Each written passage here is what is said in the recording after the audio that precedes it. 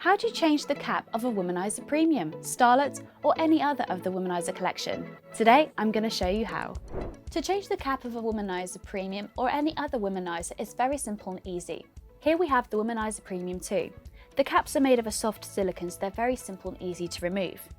The best way to remove them is gently push up and it slides off just like so.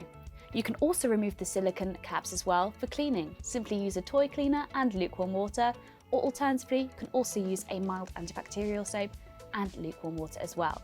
Make sure the silicone cap is completely dry before placing back on, and to place back on, simply gently push down and it's ready to go. There are two caps included which are two different sizes, which is more inclusive, and therefore you can choose the size cap which is perfect for you. The caps come in a little bag like this, so have a look and double check which size is best for you. If you found this video helpful, why not like this video and check out our other product videos?